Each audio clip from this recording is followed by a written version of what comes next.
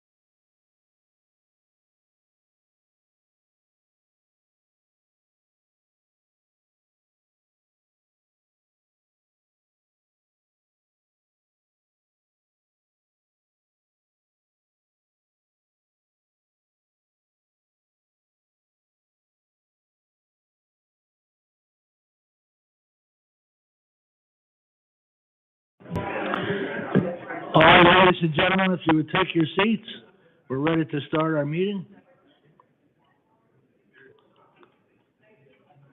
Thanks, Brian. This is a public hearing, and City Manager, City City Attorney will call a public hearing to order. Thank you, Mayor, if I may. It's 6:30 p.m., and it's a time certain for a public hearing regarding a motion to adopt proposed resolution number 2022-R17, which is the city's action plan for the Community Development Block Grant Program. That's the Cdbg program for 2022.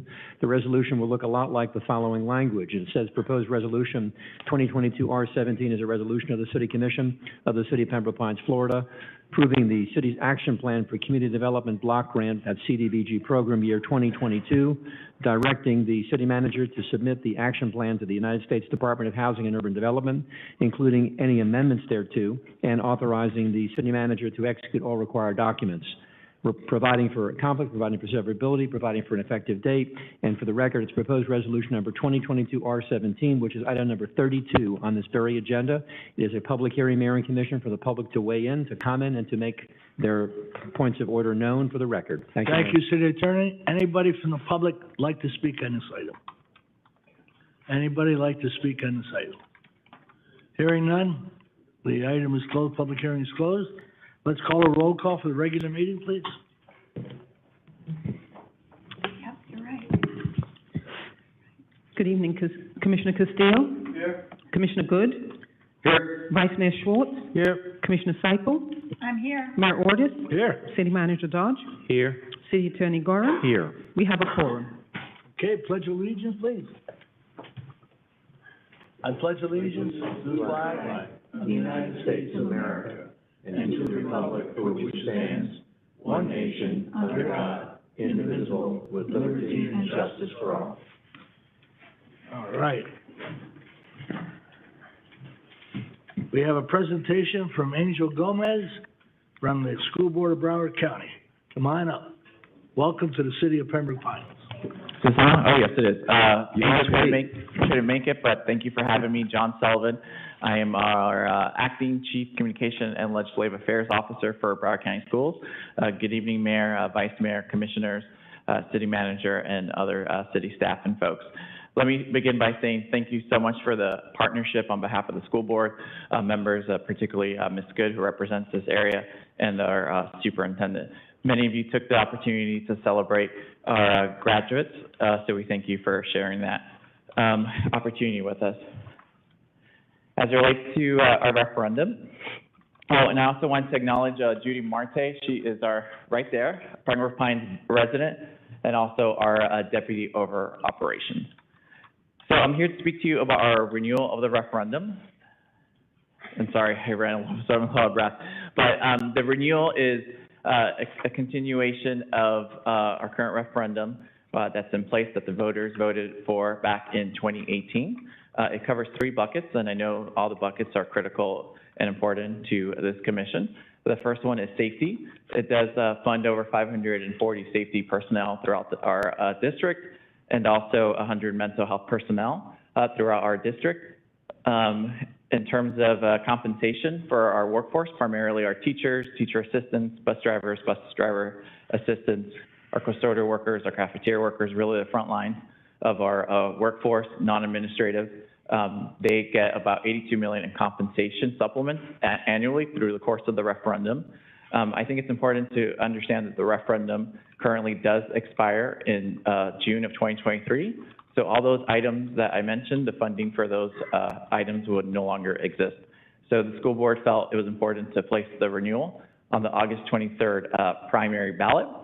It is for the same buckets that I described. It is for a full mill, and there's 2 reasons why the board decided to do the full mill.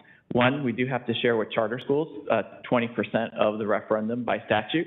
What that means for the city of Pembroke Pines charter specifically is about $5 million annually. You will have to use that based on the ballot language, which again would be, it's pretty flexible, but for, again, compensation, for your supplements for your workforce, safety, personnel throughout your schools, and then for mental health or other essential programs. So it's pretty flexible. You'll get that annually, approximately, throughout the course of the referendum.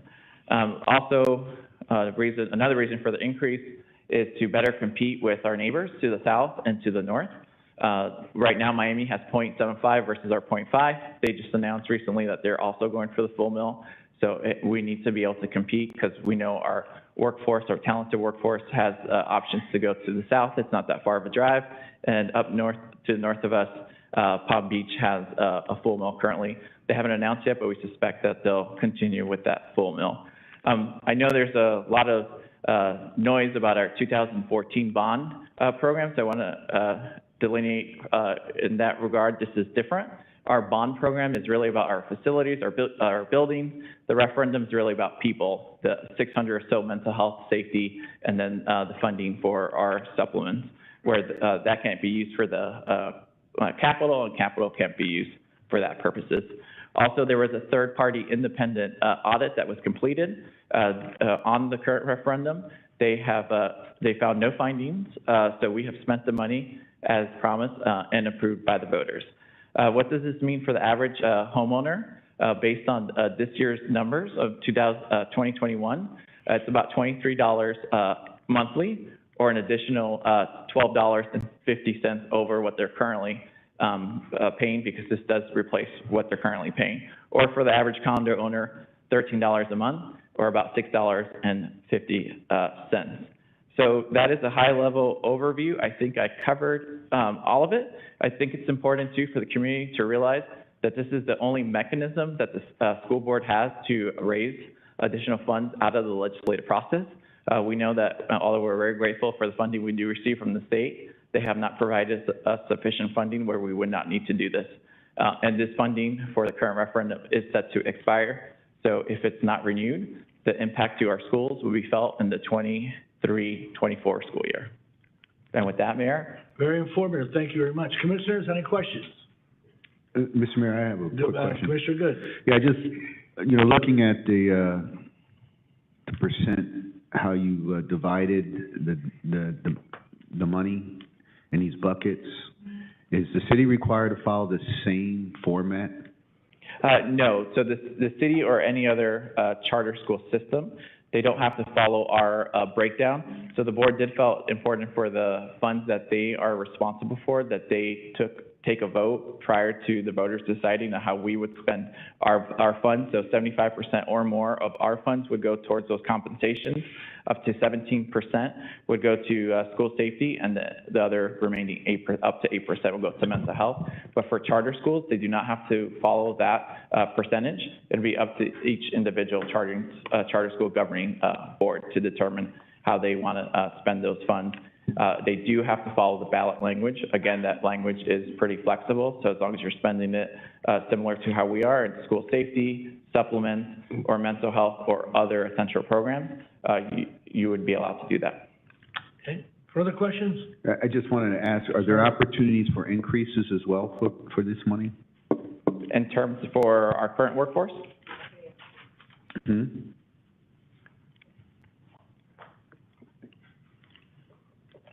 Just need to identify yourself, please. Absolutely.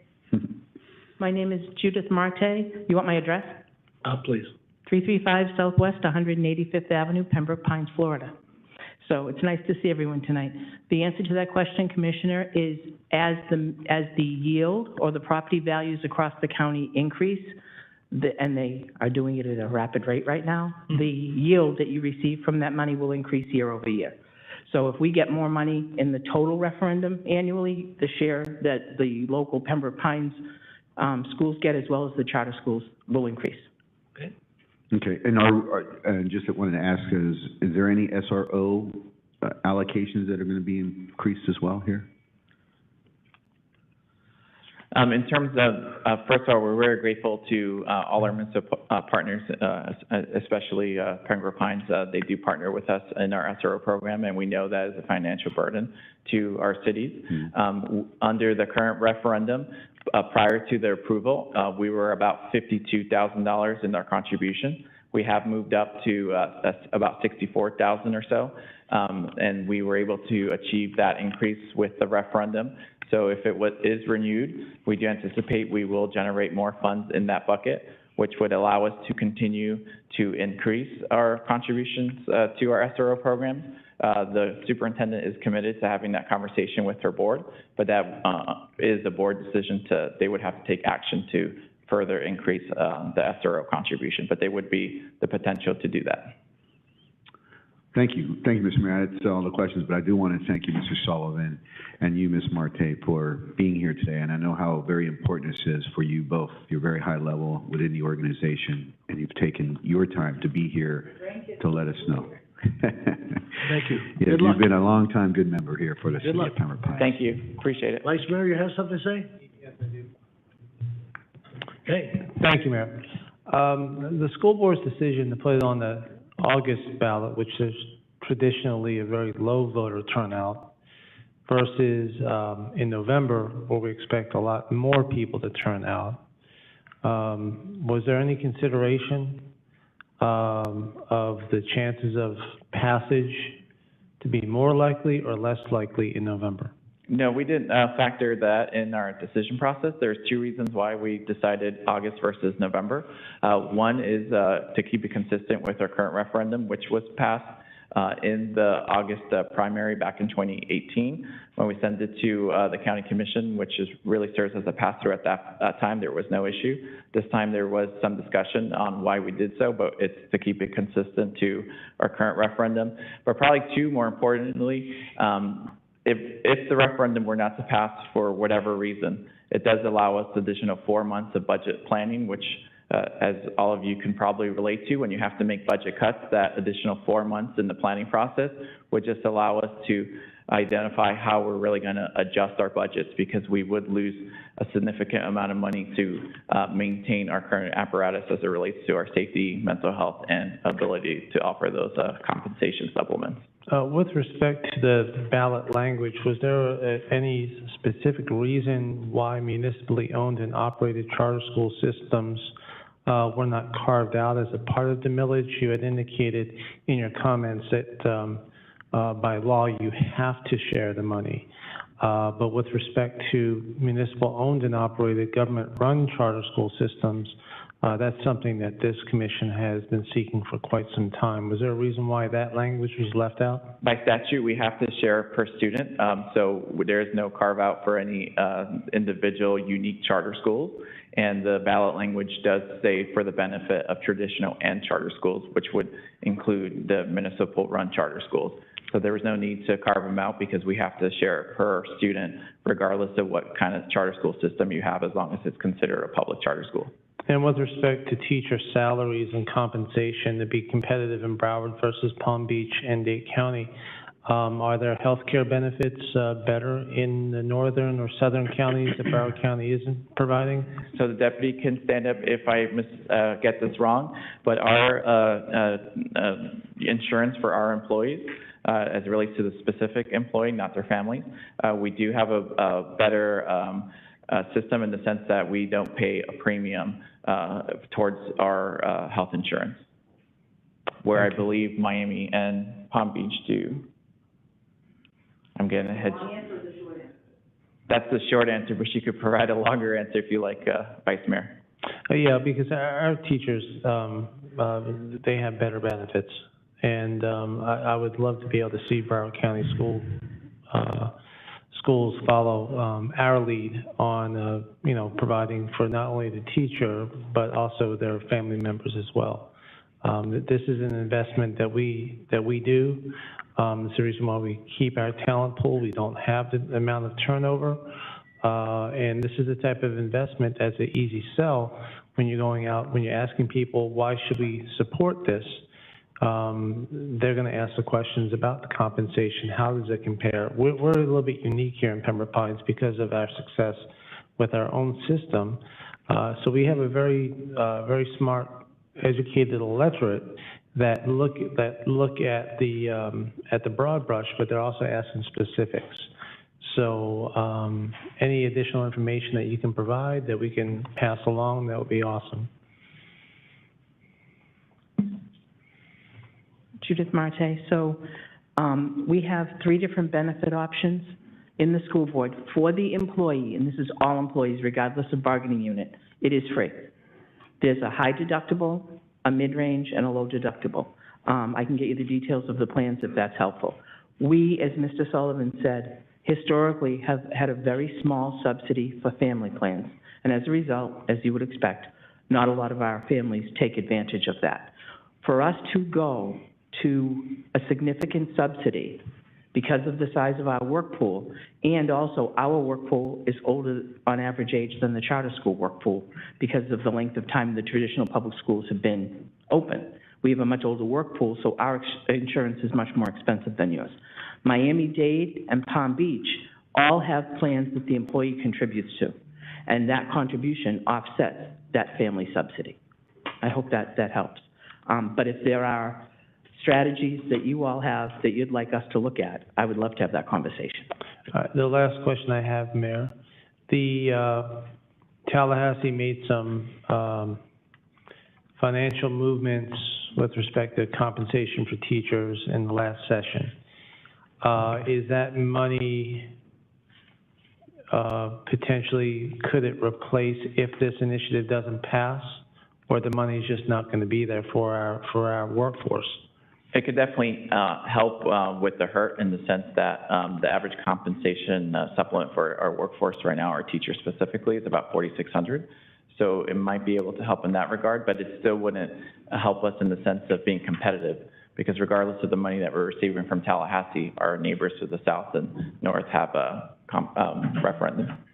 And if I may, the supplements for teachers directly, not our entire workforce, teachers directly is about $72 million. The new money from Tallahassee is $20 million, so there's a big difference there. And the money that came in from Tallahassee has specific percentages that each teacher has to get based on effective and highly effective, and would not necessarily help the people on the grandfathered schedule who have been our long-term teachers. So it, as Mr. Sullivan said, may mitigate some of the hurt. I think the other thing I need to say is Palm Beach and Miami-Dade got the same money from Tallahassee. So they're going to use that. If their referendum's successful and ours is not, that just puts us so much farther behind. All right, thank you. Okay, thank you. Commissioner Castillo? Yes. I'm just curious, what percentage of public school students in Broward County attend a charter school? Just curious. Approximately, it's about 80% in our public, Broward County public schools, and about 20% in charter schools. So it's about an 80-20 split. So it just happens to be 20%? That's a very rough estimate that the charter schools, But the statute says 20%? How did the 20%? No, the 20%, we're basing it on student enrollment within the charter schools. It's just an estimate. Today, it's 20%. If it's tomorrow, if next year it's 22%, then we would give 22% of the total referendum. It's purely based students and seats, where those students are. The money follows per student, what we generate. I like when the money follows the students. That's a good thing. Thank you. Any further questions? Yes, Mayor. Commissioner Seipel? Thank you, Mayor. Hi, how are you? Hi, how are you? Hey, Commissioner.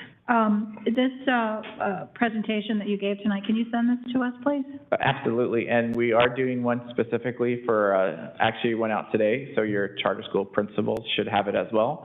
It's more specific to charter schools. If they want to utilize that to communicate with their parents and stakeholders, they can do so, but we will absolutely make that available to this commission. Okay, and the reason I asked for this, because you have some figures, some pertinent information in here, and I know that the city attorney, we're always told that we cannot advocate, but we can certainly educate, and that's, if we have this, then that helps us with the educational part of it, because the facts and figures are here, and they're going out consistent with what you're doing. The other question that I had... One moment, please. I'm not sure we can educate anymore either as city. There was a bill passed, as you know, this session that kind of changed that approach as well. No more glossies, even educate. You can't use public funds for that purpose. It was adopted. The governor did sign the bill. There are limitations still. That doesn't mean that you can't advocate independently of that.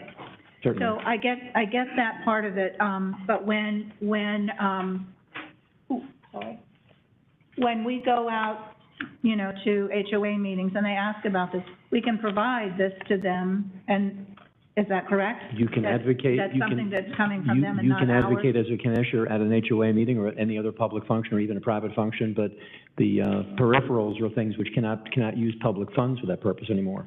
Okay, so clarify my question. If I'm at an HOA meeting and they are asking about this and I have this, I'm not using... It's not true. It's another person's peripheral, not yours, not the city's. So we would be able to do that? If I may respond, Mr. Mayor, I would venture to guess that that's not a violation of the statute. Okay. If that is, I'd be somewhat taken aback by how constrained that bill was. But the city, we're not preparing No, something like this that's to hand correct. out, and that's where we would be limited. Okay. Correct, Commissioner. Right. All right? Yeah. Thank you. My last question, Mayor, I'm sorry. These funds that are coming in, and you're talking about different programs, you know, the mental health issues and all programs that you're looking to do more of. Is this money only for something new happening, or is it, because I know there are some great mental health, you know, scenarios that you have and put out there. It can also be used for existing. So the renewal would allow us to maintain what we're currently funding in the referendum, so the 540 or so security safety staff. It would be to maintain that and to enhance, if we have the ability to do so, which we more likely than not will, maintain the 100 mental health personnel and add to it. But it is a renewal, so it's replacing our current referendum. So it's not only to maintain what we're currently doing, but also to enhance, because the current referendum does expire after 4 years, which is June of 2023. Okay, thank you. Okay, great presentation. Thank you so much for the information. We appreciate the continued partnership and the opportunity to update you guys. Thank you. Okay. All right, our next presentation is YMCA of South Florida, Recreation and Cultural. Sorry? Who was that? Cultural Arts Department to provide information on water safety. We have our great YMCA people here. Sorensen? Hi, Mayor. Thank you. Thank you, Marlene. Mayor, Commission, thank you. Christina Sorensen, Director of Recreation and Cultural Arts. I'm here today with the YMCA with, behind me, Terrell Montanero and Cheryl Woods. And I'm going to let them give you a presentation on water safety and drowning prevention, and then I'll come back and give some information on swim lists that we have in locally. All right. Go ahead. Great. Good evening, Good evening. Mayor. It's always great to see you, Commissioners. City Manager, always a delight, and Christina is an absolute rock star. So I do want to do a huge shout out for her and the work that she does each and every day. My purpose is really to introduce Tara, who's our Executive Vice President, runs all of our operations, and started out as really our expert for aquatics. But before she starts, I just want to tell you that I continue to celebrate this partnership that we have with the great city of Pembroke Pines. It's one that I benchmark off of and encourage other cities to be like, if I'm allowed to do that. I get slapped every now and then. But I can tell you, I'm so proud of the work that we're doing. And with summer camp starting Monday, I can't tell you how important it is to be sure that we are protecting our kids around the water. And we love to come and continue to talk about the importance of water safety, drown prevention, and for all those that are watching or listening, we want to continue to encourage you to keep an eye on the kids. It happens to all families. So we want to make sure that we protect them. So thank you for everything that you do and the great partnership that we have. Thank you. Thank you. Good evening, everyone. Good evening. All right. So in case you did not know, it is unfortunate that Florida leads the nation in drownings. And it is obviously a huge pillar of the YMCA of South Florida to work to educate and change that. And you can see on the map here that our counties in red are the counties that have the most deaths. And unfortunately, again, Broward and Miami often flip in being first place in that. So it is something we are passionate about changing and making sure the communities and everyone understands, as Cheryl just said, it can happen in an absolute second. Drowning is a leading cause of death for children ages 1 to 4, and the toddler years are our highest risk. And I just spend so many times at so many events sharing that. The littlest ones have no idea and are very, very, very drawn to water. And it can happen in a swimming pool, in a bathtub, in any form of water. So we just like to make sure everybody understands that and that we need to be putting our children in swimming lessons. To talk about a little bit more of our initiatives and what we do here at the YMCA of South Florida, we teach the layers of drowning prevention and how critical they are in understanding that accidental death is preventable. And some of those ways that you can support that is understanding these layers of drowning prevention by having adult supervision, ensuring that there are barriers and alarms if you are someone with a pool, and if you're not, that you're educating anyone that does have a pool that they should have barriers and alarm. And of course, getting our children in swim instruction, ensure that they know swimming lessons and are enrolled in that. Even if it's not at the YMCA, although it should be, it's still a very critical piece. We also want to make sure that we're teaching children proper rules and policies and thoughts in and around the water, making sure that children understand they should never get into a body of water without an adult or without asking for permission. Parents often will buy floaties and put children in floaties and arms and rings, and that teaches a false sense of the ability to swim. And then when you get out of the pool and they're sitting in the pool, children are still drawn to that. So they will go back to the water and think, I was able to do it earlier and I'm going to do it again, which again circles back to why you need to have barriers and alarms, because you may not always be there. So you just want to make sure that you're aware of all of those things. Here at the YMCA of South Florida, we have a whole program and concept built around Test Smart Protect. It is how that we put any child under the age of 13 into the water and test them. We test their ability and if they can float, how far they can swim. And then we mark them, meaning we give them a green, yellow, or red band, and it solidifies how well a child can swim. And then if they're green, they have access to all the bodies of water within our program. If it's yellow, there's only specific areas in which we allow them to swim. And then if they're red, they can't be without a parent or without arm's reach. And we do band checks at the Y, so we'll just blow the whistle, throw a band check, and all children have their band shown. It's an instant visual for lifeguards if a child is in a space in which they shouldn't be, so we can immediately respond and ensure that we're supervising and getting them in the right spaces of the pool. This is just our program and how we do this. We service ages 6 months all the way up to adults. So depending upon where a child lands and where they are developmentally, we put them in the correct program and build off of that, and each program builds off of the next. We have a big Water Watcher campaign. I know, I was going to say, I get phone calls all the time from the city of Pines to give out Water Watcher tags and make sure you get them to share them. So we always appreciate that. This is a commitment. On the back of it has a pledge to anyone that is in and around the water, ensuring that there's always adult supervision. If you are the Water Watcher, you are aware of who's in the water, what's happening, and you're not engaging in conversations with other adults, you're not on your cell phone, you're not having alcoholic beverages, you are 100% focused on the water and the people in the water. We have a whole campaign that kind of launched in and around COVID, and we have stayed with it because there's obviously a whole new world with the virtual space. So we do weekly water safety tips and videos that just talk through a bunch of the different drowning prevention items and throw, don't go, and all kinds of videos that are accessible to everyone. We push them out on our social media campaign. They're found all on our website. We always talk about this, although it's not just to water safety.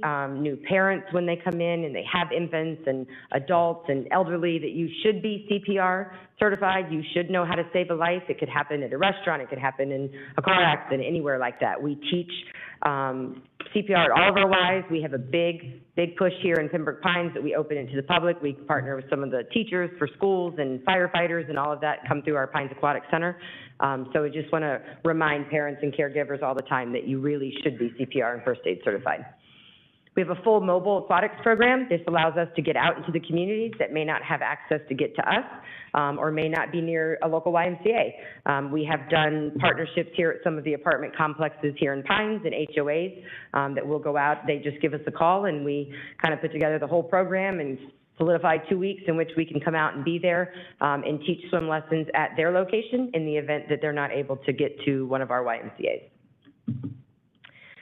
Our whole aquatics program is kind of aligned with Swim for Jenny, and we created this in honor of Jenny, who was a 12-year-old girl from Homestead that unfortunately lost her life during a birthday party, friend's birthday party, because she drowned and didn't know how to swim. So we have created our whole platform in and around a real story, a real situation. Her family comes and supports us every year at our campaigns, and we just kind of get the message out. And in and around this, we created a full concept of teaching children to swim for free. So we now do Swim for Jenny Week. It happens during the week of spring break, where we invite anybody and everybody from the community to come and take swimming lessons at no cost to them. And we do that at every one of our Ys. We obviously do that at our Pines Aquatic Center. It's our largest location. So we put 2,500 different people of all ages and skills through that whole week and teach them, of course, additional, about the barriers, about life safety, about CPR, demos. All of that is kind of incorporated in that in honor of Jenny. Specific to our location here in Pembroke Pines, obviously we put all of our lifeguards through all kinds of skills and certifications, and we always host that at our Pembroke Pines Aquatic Center because it's our largest. It allows us to have the diving well to make sure we can do full backboard support and making sure all of our lifeguards, irrelevant of where they work, do go through the training, and it's always hosted at our Pines Aquatic Center. There's an example of how it kind of works. We do that prepping for summer. As Cheryl said, we just launched summer camp Monday, so put all our lifeguards through that and ready to rock and roll to ensure our pools are safe this summer. We offer all of our swim classes, as you've heard from me this evening, from 6 months all the way up to adults. So the Pembroke Pines location is always very busy, to be honest, and it's a great location, and we have great turnout and great experiences for our families and children. We also have a swim team. We have partnerships with local high schools as well, so we allow them in and service, and they kind of give us time back, and a lot of them we try to recruit to be part of our lifeguards in the future, but we do have that whole swim team and that program that takes place. We also have, in partnership with the city, our Swim Buddies program, which is unique and very cool. It absolutely is one of my favorite to watch, but we work with our special needs program, and it allows us to put children with special needs in the water. Children with autism are very much drawn to the water, and this concept is that we have a volunteer that works one-on-one with the child with special needs, and then they're also with our instructors in the water. It's a full program that we run. It's always has a wait list, so it's very cool and a very unique experience. We also run this concept and program during Swim for Jenny Week too. And this is our family center side, where we do summer camp safety talks. Obviously, we teach all of our kids through that. We put every single summer camp child that attends our programs into swim lessons. It's now part of our summer camp curriculum. So we ensure that they get bused back and forth and make all of that happen as well. So it's just really a real awesome year-round concept and program to teach. Anything else? All right. Well, I thank you very much for your time and again for your partnership. Thank you. Let me just say that Commissioner Seipel is your most progressive advocate. I know. She's always passing out Always. those tags. We appreciate that too. Mayor, I just wanted to follow up then, just to make sure that everybody out there knows that there are swim lessons available all over the county. We have them in Pembroke Pines, but anywhere in the county you can go. In Pembroke Pines, we have them at Towngate. The YMCA offers swim lessons. The swim team offers swim lessons, the Academic Village, and residents can go to watersmartbroward.org. There is a $40 coupon that the county is giving out towards swim lessons to assist with the cost of swim lessons. The focus being, get out there, get your kids taught how to swim, so we don't have to worry about drowning kids. Mr. Castillo? Yes. I understand that there's a critical shortage of lifeguards. What can we do? Well, I just have a couple of questions with regard to that. My understanding is it's the Red Cross that provides this training? Or do you guys also provide it? So they both certify lifeguards? And what can we do as a city commission to help offset this? Is there a way that we can get the word out? Because I think that there, in particular, young people, but not necessarily just young people, there are folks out there who would be a lifeguard. I don't know that they've even considered that as a possible something to do. How can we partner more closely to address this issue? I know it's of critical importance here in Pembroke Pines. We won't run a pool program without lifeguards. Some other entities that own pools might, but we won't, for good reason, I believe. What can we do together to, in particular, salvage this summer? Because there's some pools that are being affected and that are closed right now because we don't have lifeguards. So what can we do together to deal with that? Well, before Cheryl comes up,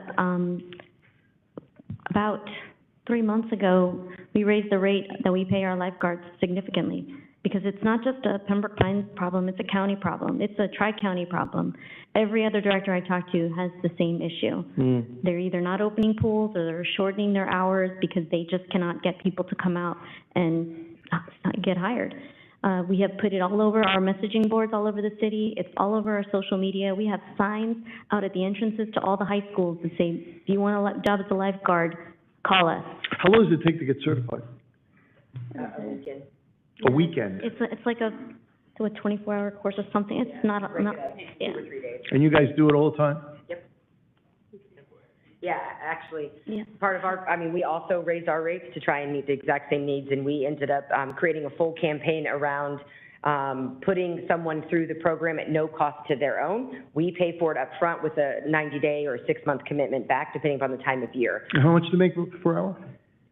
We're at $15 an hour now. $15 an hour? As a starting rate, yep. Wow. All right, further questions? Yes, Mayor? Commissioner Seipel? Yes, interesting, Commissioner. Christina and I had a similar conversation not too long ago about the lifeguard shortage. And part of our discussion was that it seemed like we were always targeting just like high school to be the lifeguards. And we talked a little bit about how could we maybe expand that out. And I know like you said, you've put the word out a lot of places, but maybe we need to drive that home a little bit harder as far as really targeting messages out to maybe like into HOAs and stuff like that, where there may be folks that are, maybe they were college swimmers and they'd love to be able to, you know, to come in and do something like that. And certainly I would think they'd get certified pretty easily. Yep. But that, maybe that's, they're looking for something for the summer, you know, to do. So Sure. is that something, Mr. Dodge, that we could kind of expand that a little bit that way with? Mr. Yeah, we Dodge? certainly can research that. Okay, Okay. good idea. All right. I think that's a good idea. Thank you very Thank much. Really great presentation. Keep up the good work. I need more water watchers though, by the way. Okay, thank you. All right, we're at announcements of items to be pulled from the agenda. No items to be pulled, Mayor. Commission Auditor Report. No Commission Auditor report. Appeals of Board of Adjustments decisions. No appeals, Mayor. Items at the request of the public. No items at the request of the Announcement public. of board and committee appointments. None, Mayor. Mr. Mayor, before we Yes, move on, City Attorney? Mr. Mayor, that's me. Oh, I'm tired of these mics, I can't tell. I'm Go ahead. sorry, Mr. Mayor. I see that we have an add item that is to appoint a member to a police and fire pension board. Is it possible to take this item now? Yeah. If any of the members who have submitted applications, if they're here, we can give them an opportunity? Yep, we can do that. We'll do that right now. Okay. The appointments were 2 appointments by Gary Aronson and Paul Wilbur. Where was that Are item? they here? I believe we so have would you one like of, to take- I believe we have one of the applications here, sir. Okay, you wanted to go ahead and make a motion? Yes, Mr. Mayor, if possible, then I would like to make a motion to appoint Rafael Barreros as the police and fire member All right. on the pension Is board. there a second? Second. Okay, discussion. Hearing Yeah, I'd none, call the roll. Mayor? Sure, ma'am, if I could, please. Okay, let's pay attention now. Well, You know, go ahead, Vice Mayor. Mr. Aronson has served our community for a very long time. The Police Fire Pension Board is a board that needs absolute stability and historical background. The applicants for this application certainly have financial backgrounds that perhaps in the future would work, but not at the point where we have market uncertainty. I can't support the nomination while I think that there's an opportunity in the future for a position like this. I would like to make a substitute motion to retain Mr. Aronson on the Fire and Police Pension Board. Commissioner Second. Cyple. I'll second that motion, Mayor. Did you make a motion, Vice Mayor? I missed it. I did, Mayor, yes, and Commissioner Repeat Cyple. it, please. To make a substitute motion to retain Mr. Aronson on the, Okay, and there's a second by Commissioner Cyple. All right. Mr. City Mayor, Attorney? I'd like to speak then on that, please. Go for a ahead, moment. Commissioner. Yes, Mr. Mayor, and I am very thankful for Mr. Arison's, I believe he has 38 years of being on the pension board, and he certainly, you know, in his resume has shown a significant amount of involvement within the city as well as within Broward County. I can tell you, though, that looking at his resume, you know, he's become quite less active over the last 15 years. And I do understand that, you know, he may at one time have had a vested interest in the city of Pembroke Pines because I believe that he had a business here. But he has never been a resident of Pembroke Pines, and he has not been a business in business in Pembroke Pines for quite some time.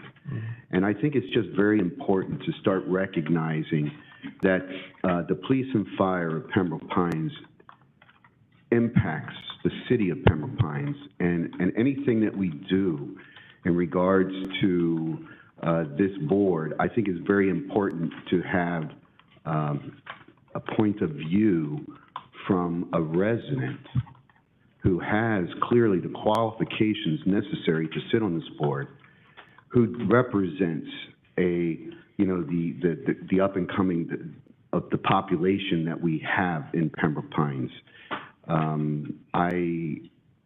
I think that now is the time to change over, allow a new member who has a potential to serve 38 years himself in this capacity. He's been a longtime member of a longtime resident of the city of Pembroke Pines, and I think that he has the ability to perform in that capacity, and I really would like for my colleagues to reconsider that we have somebody who is vested, who's a longtime resident within this city, who has a love and an interest in the city, to be a member of this board. Mr. Mayor. Thank you. City Clerk, call the roll, please. This is a substitute motion, right? City Clerk, call the roll, please. On the On the substitute motion. substitute motion. That's what we're Correct. on. Vice Mayor Schwartz, Yes. Commissioner Seipel, Yes. Commissioner Castillo, No. Commissioner Good, No. Mayor Ordus. Yes. All right, thank you all. We're now on our consent agenda. Mr. Mayor. Mayor, I'm sorry, before we start on the consent agenda, I need just a point, if I could, please. Point of what? I want to say something before we get into Oh, the okay, consent. go ahead. Thank you, Mayor. Appreciate it. Appreciate it. Seipel. We just had a presentation by the folks from the YMCA talking again about safety, community safety, child safety, but community safety. And unfortunately, as you all know, we just a few days ago had a very tragic shooting that happened in our city, an accidental issue. And I don't want to necessarily get into all of that because I understand that's still, kind of being looked into. So I don't want to get in that. But I am going to be putting an item on our next commission agenda. We had a presentation here a few years back from Barbara Markley, who was here for victims, gun issues, shootings, and with the League of Women Voters, she was here representing them. And if you remember, they had a flyer that they were handing out all around talking about gun safety, and specifically the title of this was, "Don't let your child become a victim, lock up your guns. Ask for a free trigger lock today." So what I'm saying to you is that we have these, she has these, and I spoke with her, and she is getting us more of these that we can, again, be able, these gun locks, be able to hand out in our communities and talk about, just pass this word on and hand out these gun locks that we can start, again, making sure that people understand how serious an issue that this is. So I would ask that, like I said, I'm putting this on the next, our next commission agenda to have a little bit more discussion about it, and Ms. Markley will be coming here to give a presentation again. So again, awareness, it happened just recently again in our community, and folks, we are the adults in the community. We need to make sure that we take every single step that we can to keep our children and keep our families as safe as possible. And if it means handing out a gun lock and saying, please put it on your gun, please make sure that that one that everybody thought didn't have another bullet in the chamber, it doesn't matter because this gun is locked up and it's safe. So Mayor, thank you for giving me the opportunity to speak again about this, and I will have an item on our agenda in the month of August with a presentation again about this. It is such a hugely important issue, and kids are home now, they're out of school, they're looking for things to do. Kids are kids and things happen. We need to do what we can do to make them safe. And if there's anyone that's looking to have some of these locks, you know how to contact us, you know how to contact me.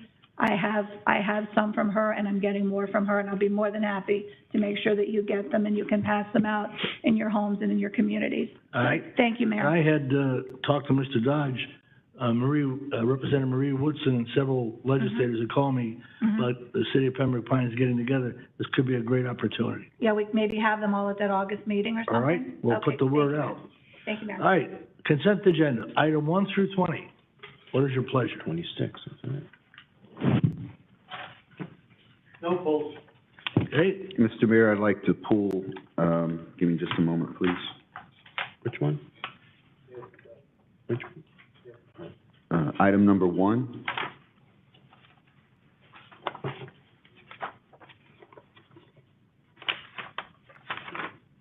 okay, we get there.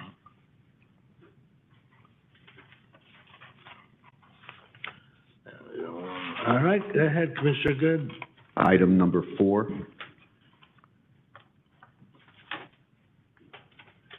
All right, any others? Item 10. 10? Item 18. Item 18? Yes, sir. And that'll be it for me, sir. Thank you. What's that? And that's it for me. Oh, good. I mean, Mr. Good. Mayor, Good. 21, please, Mayor. 21? 21, yes. 21, Commissioner Seipel. Any others? All right, call the roll. All those in favor of the items other than were pulled, please indicate by saying aye. Aye. Opposed? Ayes have it. All right, Commissioner Good, you are on item number 1, please. Thank you, Mr. Mayor.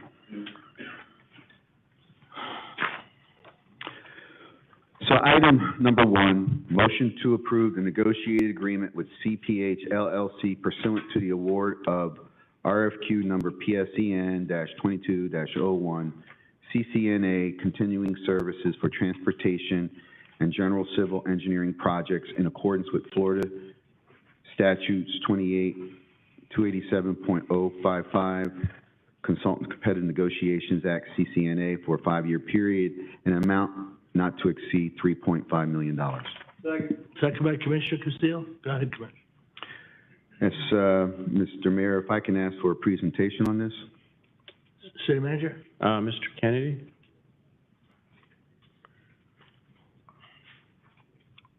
Mr. Kennedy?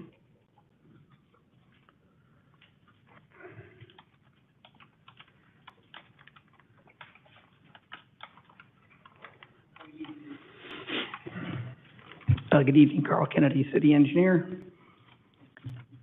Needs a presentation in there. I don't have a presentation prepared. I can describe the item to you if you'd like. Okay. Yeah, this item was put together in anticipation of the Transportation Master Plan.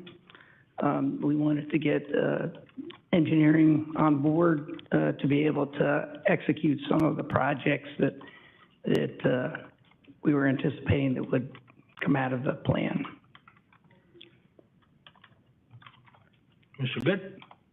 That's it? Yeah, that's basically it. And the amount was estimated based on projects I had presented for possible school traffic alleviation in the beginning, plus additional projects that may come out of that plan. Okay. So, I apologize for asking some of these questions only because I know that we took this item up on the June 1st meeting, but I will say that it didn't have some of the more relevant details that are in this item than what was in the last one. The last one just said, you know, we were doing we did an advertisement, we did an evaluation, we ranked them, we liked this person, and we want to negotiate a contract. Nothing about how big that contract would be or how long it would be. So this is a 5-year contract worth $3.5 million, and as you stated, it was coming out of the transportation stuff, right? So $3.5 million of transportation stuff. So can you explain how the $3.5 million then is identified already? I basically took the projects that I had presented earlier this year, or actually I guess it was last year, with some very order of magnitude cost estimates, and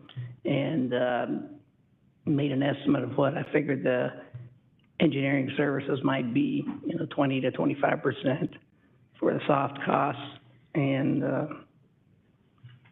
added additional engineering, probably an extra 500,000 or something for unknown projects.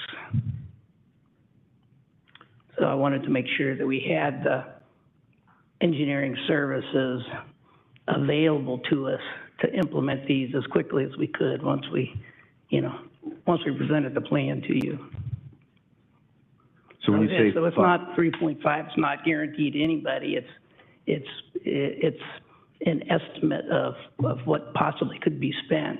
We may spend 500,000 of it, I don't know, I just wanted to make sure that we had sufficient amount to implement these projects. Sure. No, and I understand, and you could ask for more than 3.5 million too, because that's how the contract is written. I just didn't know how $3.5 million all of a sudden, and you said $500,000 you added. Was that $500,000 to the total, or $500,000 per year for general? No, I'm not sure. I gave some figures to Mark as to how I had come up with a figure for that. So I had taken, like I said, I took the cost estimates that I presented previously, and I think I took, somewhere maybe 24%, and assumed that was a soft cost for design and CEI of the projects. Okay. So just, Mr. City Manager, just in the future, anything that's this large, I think should be a part of the backup on how these numbers get generated. I mean, $3.5 million is not nothing. I mean, I would have added a lot of questions had I known this was going to be a $3.5 million on June 1st. So moving on from there, understanding that you're saying there's a need, okay? That's a lot of need. $3.5 million to a single design firm, engineering firm, is a highly, highly lucrative contract. But I also know, too, that means probably a lot of work for that. Yeah, the contract was less so that they had to have expertise in all of the DOT criteria, 0 through 19, I think it was. So they have the expertise to do all of those. Fine. So here's a concern that comes to me, and it's really predicated on, if my colleagues would keep in the back of their minds, on how we're held hostage to a contract. So let me explain that for a moment. So this contract is essentially based on hourly rates. Correct? It has an hourly schedule as part of the backup. Right. And you have rates that basically go from, I guess, the principal of the company, $300 an hour, down to maybe somebody that's like a survey person gets $100 an hour. Or right? secretary or something like that. Or just a regular engineer that maybe might get, $125. I mean, so, ranges, right? Yeah, no, there's ranges. So, my concern is that when you put a project together, one of the key elements is an engineer, as you look for, is what you would call a level of effort on that design project. Is that correct? Could you repeat that again? So you would look for a level of effort on a design project. Basically, look at how they're going to approach it, how they're going to do the design, how much time it's going to take in order for them to do it, and things of that nature, right? No, that would be part of the contract for that particular project. Right. And when you talk about level of effort, you talk about who's going to participate, how much time they're going to participate. That drives cost, right? So a principal engineer spends an hour, Another engineer spends 10 hours, some other person spends X amount of hours in order to be able to complete the project. That's what they give you as this is how much it's going to cost you to design the project. Is that correct? Well, we'll get a proposal from them before we would initiate a contract for that particular design. Correct. You'll get a proposal, and the proposal will tell you Tell me how much essentially how how much we're going to do it, we'll spend who on else each going to be one. involved, and how much it's going to cost, Mm-hmm. right? Yep. Okay, and that's cool. So now, what's interesting in that regard is you could have two companies that could have two perspectives on how to handle a design project. So I'm going to make it a very simple project. It's going to be draw the perfect circle, right? A perfect circle is, is a perfect circle. Firm A says the principal is going to participate in this project and is going to take 10 hours to draw that perfect circle. And then firm B says, well, my associate engineer is going to participate. It's going to take them 2 hours, and they get paid half the price. Clearly, right there, you can see that there is a difference. As you as an engineer, you would look at it and say, wait a minute, a perfect circle doesn't need a principal engineer. Well, I wouldn't allow that to be in the contract. Well, correct. Good, thank you, because that's exactly the point I'm trying to get to.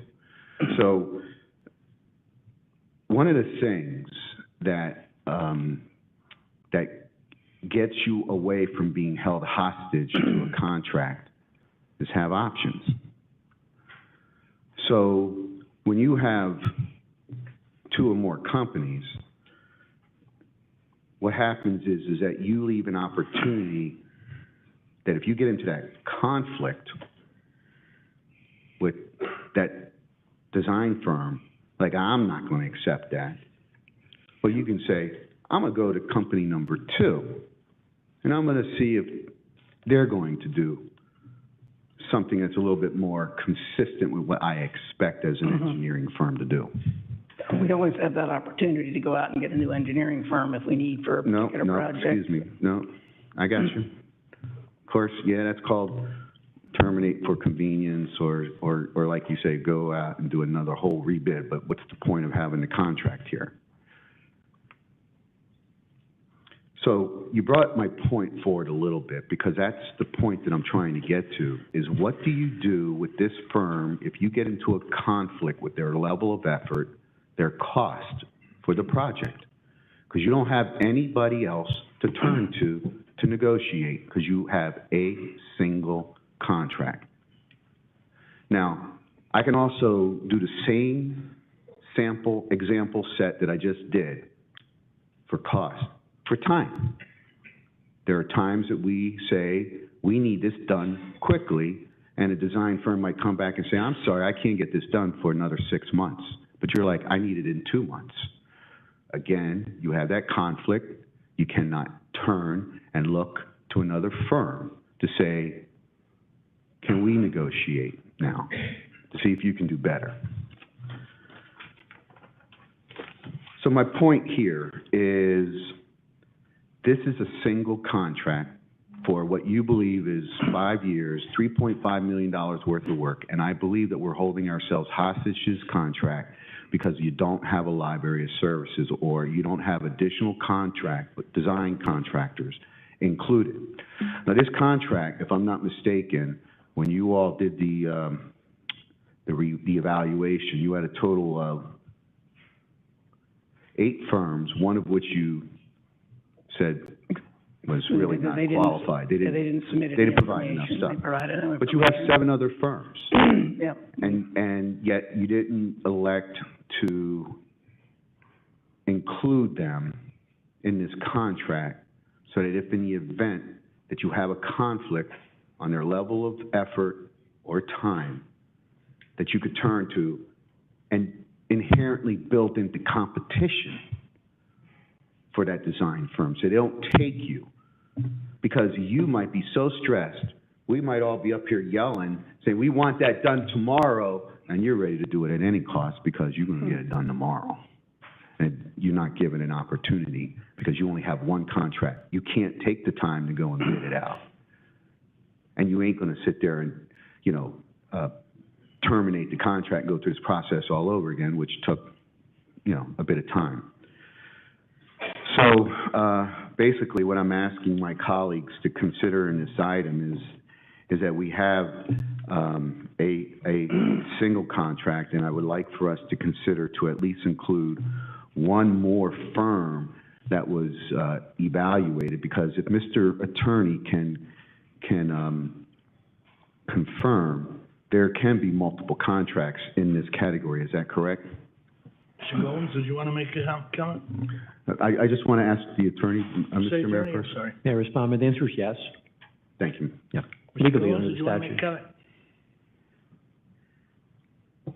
Mr. Goins, did you want to make a comment? Yeah, I was just going to, Mark Gomes, Procurement Director, I was just going to ask Sam if legally we could, based on the CCNA statute, which states that we have to select the most highly qualified firm. I know there are certain cities that do select multiple firms, but I just don't know if that's a conflict with the statutes where it states that we have to pick the most highly qualified firm while going through the CCNA statute.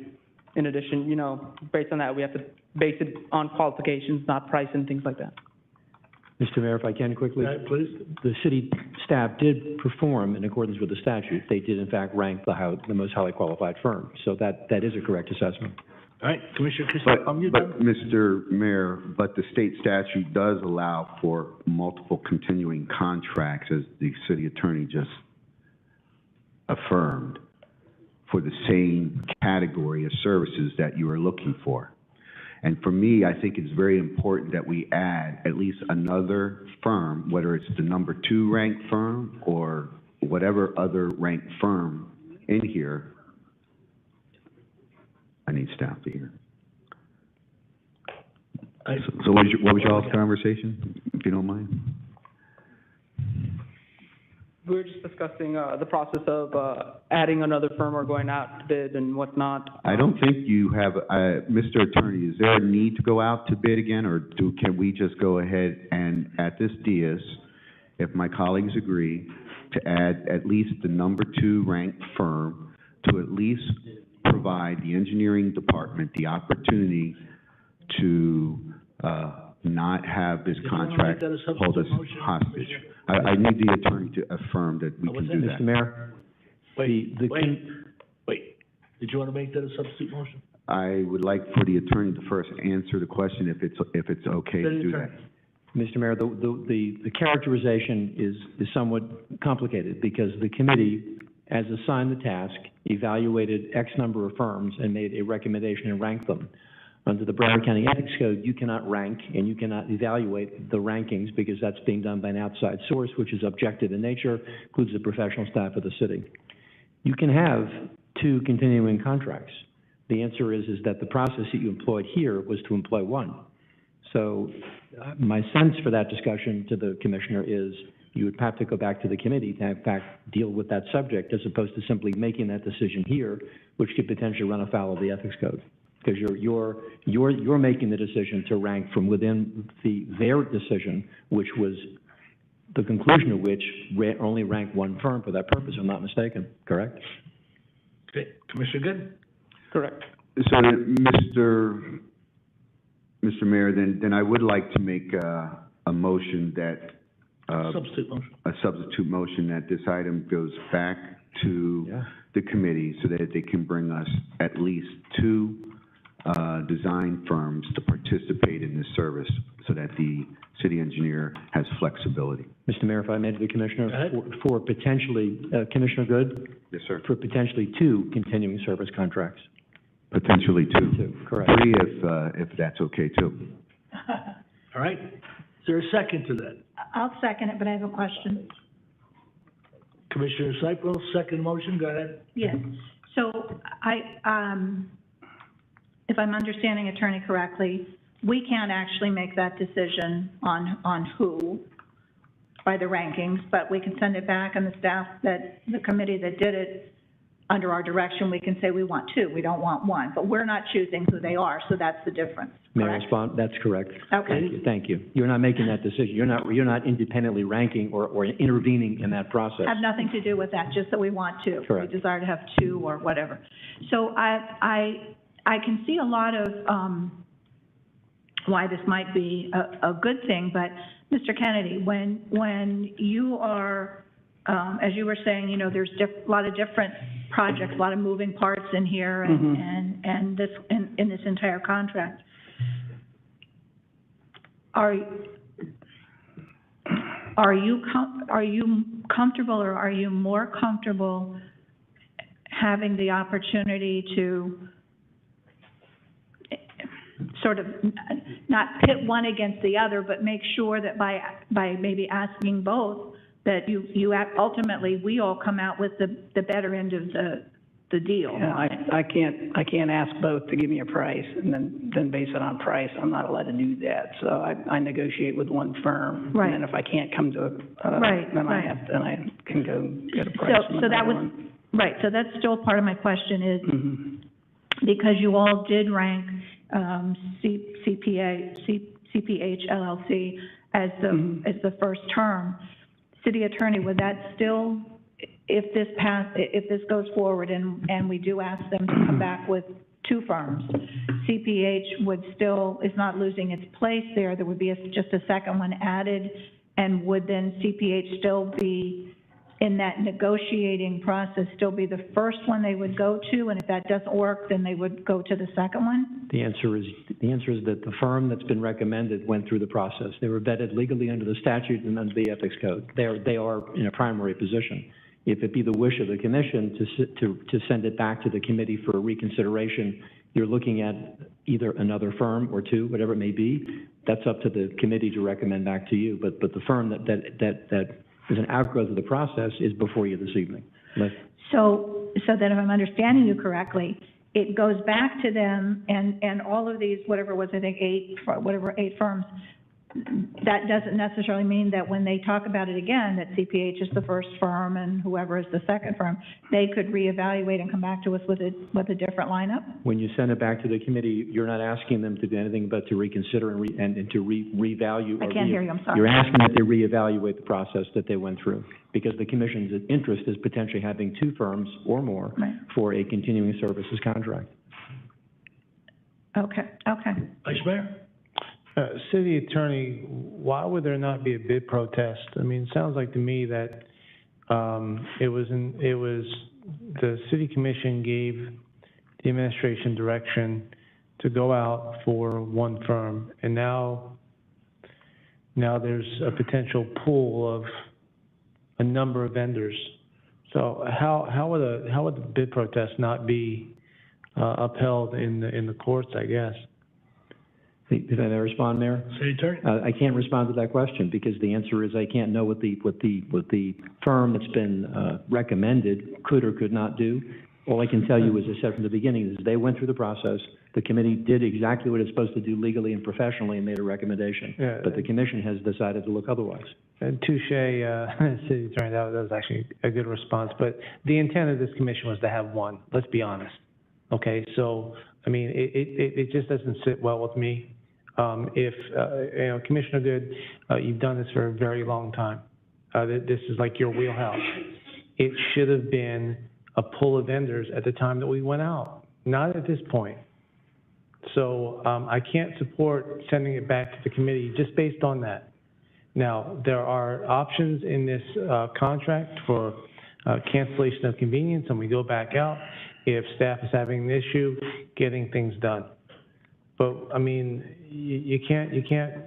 I don't think this is not the type of business practice I want the city to be known for. Firms doing their due diligence, spending a lot of money and time and effort and staff, public money, the city manager getting staff together, doing evaluations, and then we're like, let's do something else. That's not the way that we should do it, especially on a $3.5 million contract. We dealt with towing in a completely different way. That was upfront. We wanted to have multiple vendors. Okay. So I can't support anything other than what's in front of me tonight. All right, Commissioner Castillo. Yeah, I have a series of questions. So when this item came up, Mark, you and I had a conversation, and basically you told me that this $3.5 million was an amount, but that there were no actual projects yet.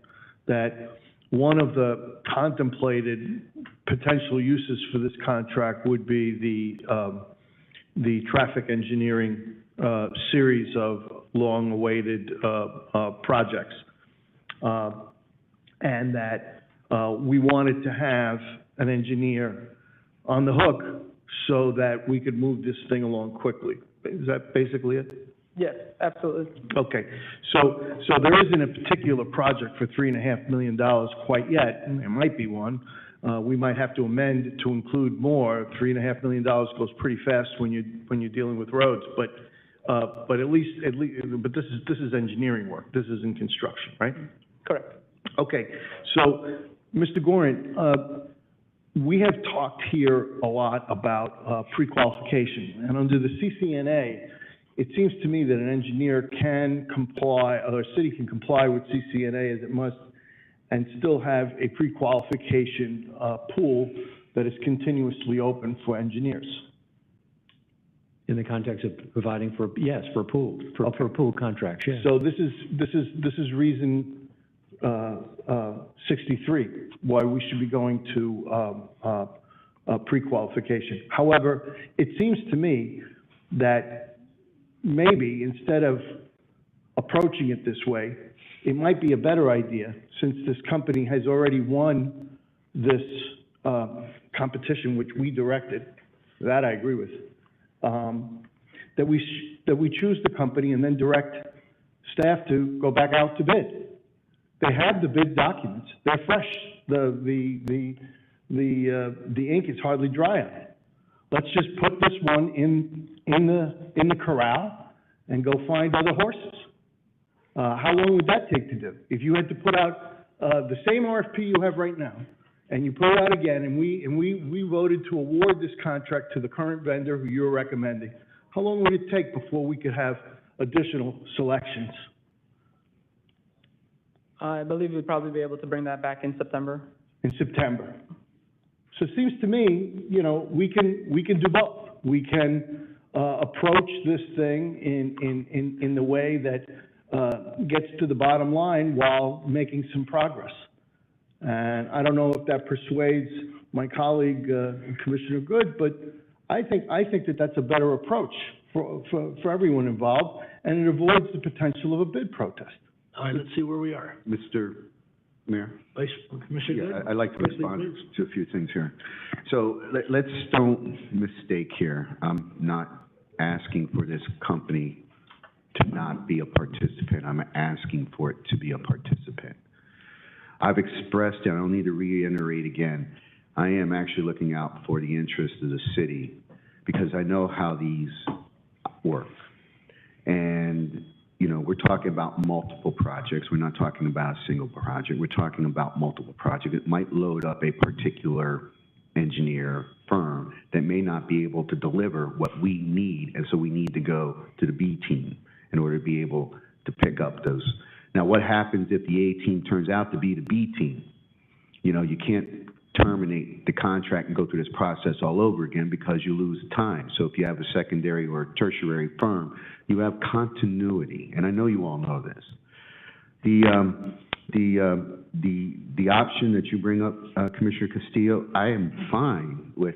You know, my only interest is that there's another player in that gives the engineer the opportunity to have some flexibility if he has a conflict with this one engineer on whether their level of effort is correct or whether their time is correct. Now, I would like to ask the city attorney, does this really need to go back out, or can we award this tonight and ask the committee to bring forward a second one based on the bid process that just went, or the evaluation process that just got completed? May I respond, Mayor? City Attorney. The proposition which Commissioner Castillo brings to the table is a valid one. It's a legally thoughtful one, and is one which could be legally supported, because you went through a process. You engaged the staff to do this. You didn't engage in the negotiations or in the selection process, but you followed the statute, followed the ordinance. Where you want to go? You did it. So the better theory, I would have to suggest, would follow reopening the option to others to in fact propose, which is consistent with that discussion. And then May get you to the same place at the relatively same Let's see what time. the commission feels. So I'd like to make a second substitute motion, if I might, that we award the contract as recommended in the item and direct staff to go out to bid to bring us at least 2 more engineering firms to create this library. Is there a second to that Second. motion? Yeah, second, that makes sense. Okay, Commissioner Seipel, makes a second to the substitute motion, That's correct. All right, discussion? We've heard a lot. City Clerk, call the roll for the substitute motion to the substitute motion. Second substitute motion. Commissioner Castillo? Yes. Commissioner Seipel? Yes. Commissioner Good? yes, Vice Mayor Schwartz? Yes. Mayor Ordus? Yes. Motion passes. And there's no other All right, motion thank you, before the gentlemen. commission, Mr. Mayor. I wish somehow we could get all this done prior to a meeting, so we all have the knowledge. I mean, you bring up some good points, but if we could go to the department and say, what about this, what about that? Mr. Mayor, I cannot talk to my colleagues by I bringing didn't this say to your the comments, department. I said No. to the department. I'm sorry, Okay. my apologies. I thought you were Item giving me- 4, Commissioner Good, item 4. Item number 4, thank you, Mr. Mayor. Motion to approve the award of CS-21-02-01 Pines Point Cabinet Project in the amount of $117,050 and CS-21-02-02 Pines Place Cabinet Project in the amount of $35,025 to Cabinet Shop LLC for a total amount not to exceed $152,075. Second. Second by Commissioner Castillo. Discussion. Yes, Mr. Mayor, I don't need any presentation on this. I do just, however, want to say, I actually really like this process, how, Mr. Manager, how you have staff assigning work to companies that are in a library of services here. I just want to point out, though, that the summary explanation and background, number 1 and number 3 reference dates that haven't even existed yet. And so I just don't want us to be approving something that has inaccurate dates. So, if those can be corrected maybe to 2021 and not 2022, that would be Further helpful. discussion. Call a roll, please, on item 4. Commissioner Good? Yes, Commissioner Castillo? Yep. Vice Mayor Schwartz? Yes. Commissioner Seipel? Yes. Mayor Ordus? Yes. Motion passes. All right, we're on item 10, Commissioner Good.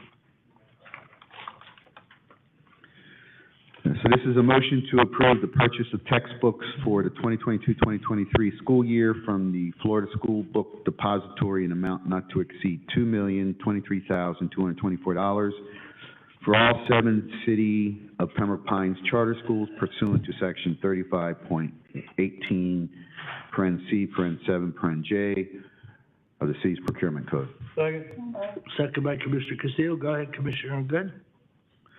Yeah, so I'd like to ask if this purchase is actually due to the recent legislative changes? Sorry, I didn't hear your question. Is it because of recent legislative changes?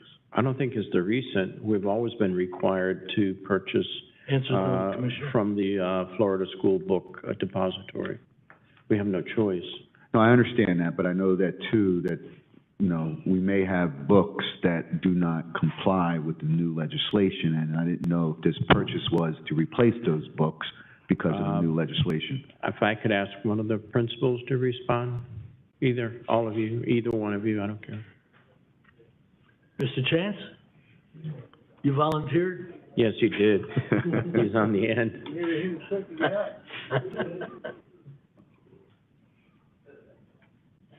Uh-huh. No, you gotta put your mic in. Put your mic in, please. There you go. It's on. It's on, okay. Yeah, no, it does not, it's not for, I understand the new legislation you're referring to, but these are books that we have to purchase, each year based on adoption, and I know some were pulled, recently, in particular math books, several were pulled based on the legislation. However, those that have met the necessary requirements are the ones we're ordering. Well, thank goodness for that. $2 million is a lot of money, so. All right. I just, huh? All right, All right. Call the roll, please. Item Thank you, 10. sir. Commissioner Good? Yes. Commissioner Castillo? Yeah. Vice Mayor Schwartz? Yeah. Commissioner Seipel? Yes. Mayor Ordus? Yes. Motion passes. Thank you. Item 18, Commissioner Good. Yes, thank you, Mr. Mayor. Item number 18 is motion to approve the purchase of a replacement carrier rooftop 40-ton WeatherMaster unit from the manufacturer Carrier Enterprise LLC for the West Police Department for a total amount not to exceed $74,250, which includes 10% owner's contingency in the amount of $6,750 pursuant to section 35.18, C, 7% of the City Code of Ordinance. Is there a second? Second? Second. Second by Commissioner Seipel. Go ahead, Commissioner. Yeah, Mr. Mayor, I'd like to see if we can get a presentation on what this is. Okay, can we get a presentation?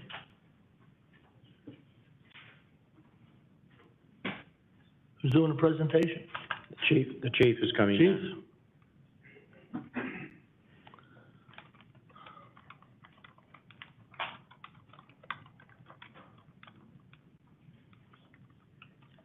Chief Shepard, Police Department, this is to completely replace the air conditioning unit at the West PD that is 18 years old and failing.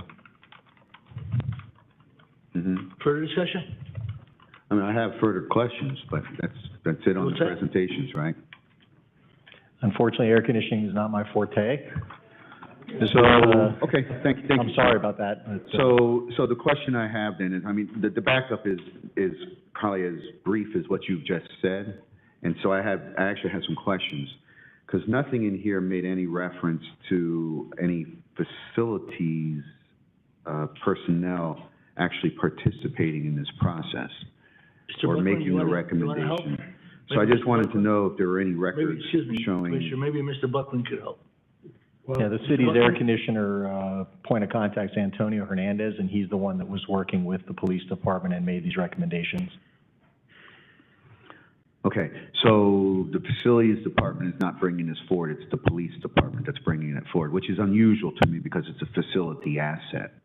And it's facility maintenance that's responsible for our assets, and typically they do that. So, I mean, that's fine. I mean, probably made it easy, but I'm just saying in the backup, nothing in the backup speaks anything to it being, you know, assessed by, you know, facilities, because they are responsible for the assets, building assets, and just like you all are responsible for police action, you wouldn't have facilities person speak on behalf of police action.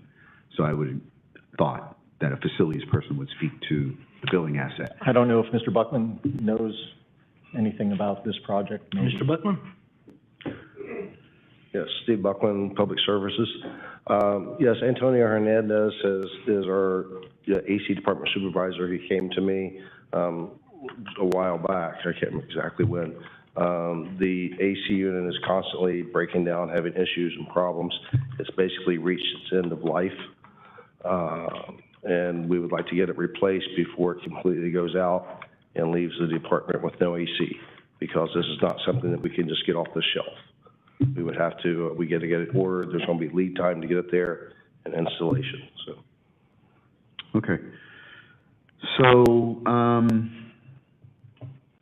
so who then is going to be the project manager for this? Is it going to be you, Antonio your department, Hernandez. or Antonio? Yes, sir. Who's the AC person? Yes, sir. Okay. Now, in the backup and in the preamble, it even speaks to the manufacturer, Carrier Enterprise. Who is Carrier Enterprise?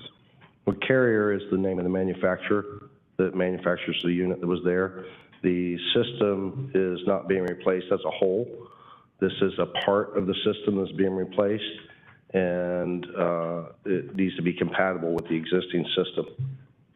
So that's why we chose to go with the original equipment, Carrier. But are you getting it from a manufacturer, Carrier Enterprise LLC? Yes, Or are you getting it from a distributor? We're Carrier buying it from the Enterprise? manufacturer. You're buying it from the manufacturer.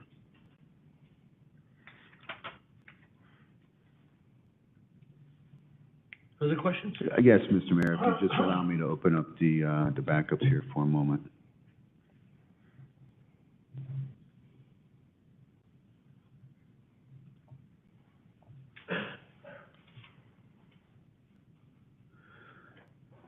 So,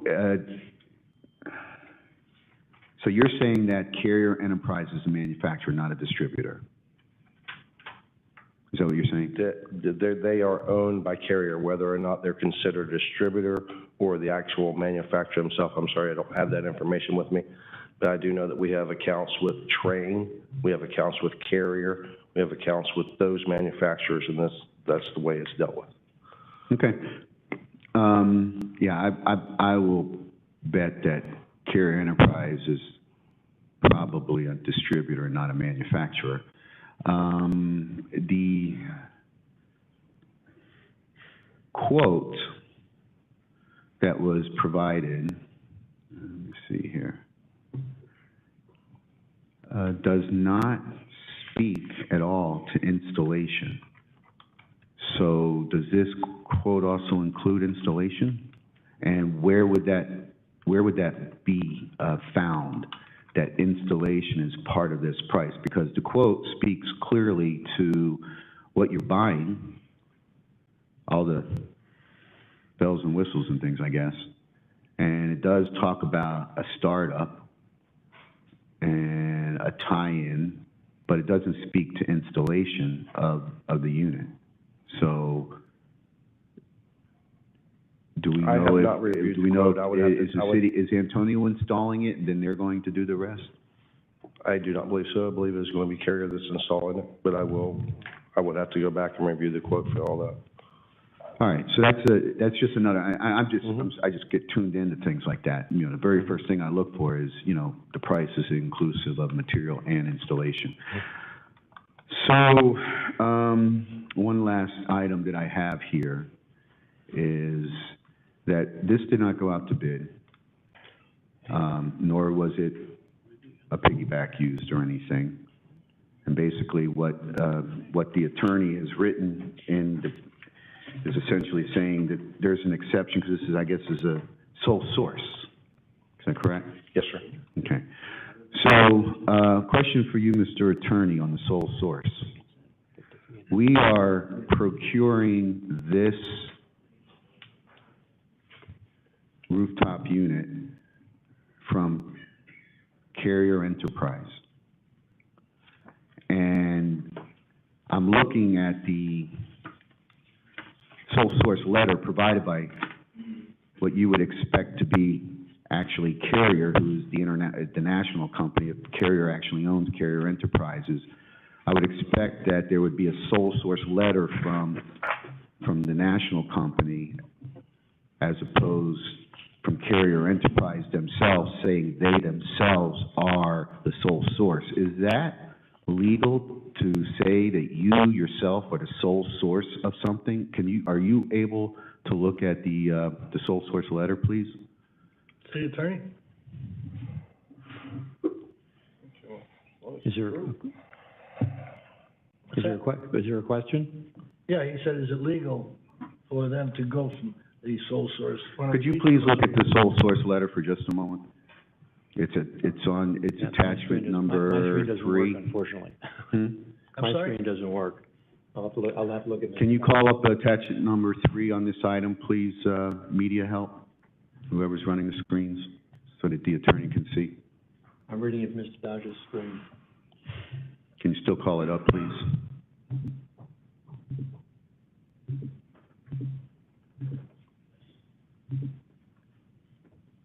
Anybody there at this time of night?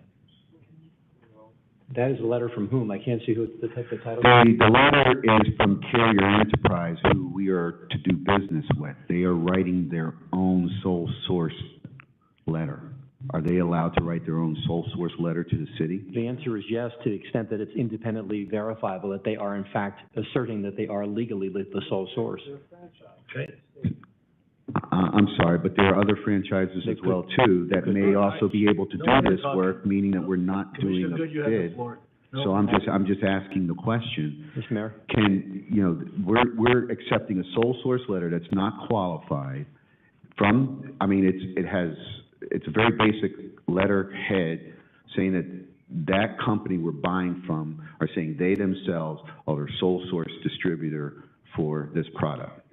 City Attorney, you had something? It is clearly a self-serving letter that indicates their own belief that they are a sole source. I have no other independent evidence that they are, absent that letter itself. It is a self-serving letter.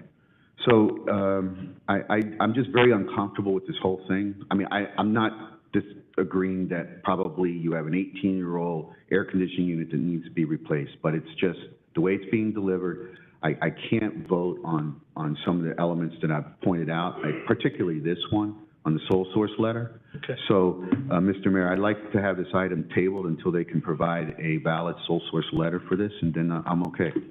Is there a second to the motion to table? Second. Okay, for time certain? Next meeting. I have a question. Oh, hold on. There was a motion to table. I either have a motion time certain, or it doesn't come off the table till somebody puts it. What is your pleasure? My time certain would be till, the first meeting in August? Okay, first meeting. It shouldn't be that hard to get a sole source Commissioner qualified. Castillo, you had a question?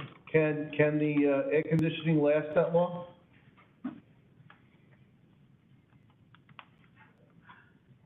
I believe that it could, but I cannot guarantee that. You know what, I'm gonna withdraw my second. All right. Any other discussion on the item? Mayor, if I may. Discussion on the item, or you? Yes. Go ahead. Thank you, Mayor. Carrier is 20-year life expectancy. This thing lasts as long as it could. Right now, we're probably throwing $300-400 a month on just trying to keep it going.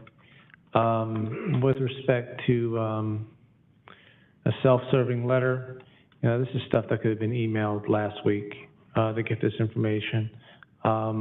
Staff certainly could have gotten the information, but the $74,000, divide that over 20 years, it's certainly an investment that we need to do. I don't know how we would have handled the deferral. I'm glad that the second was withdrawn.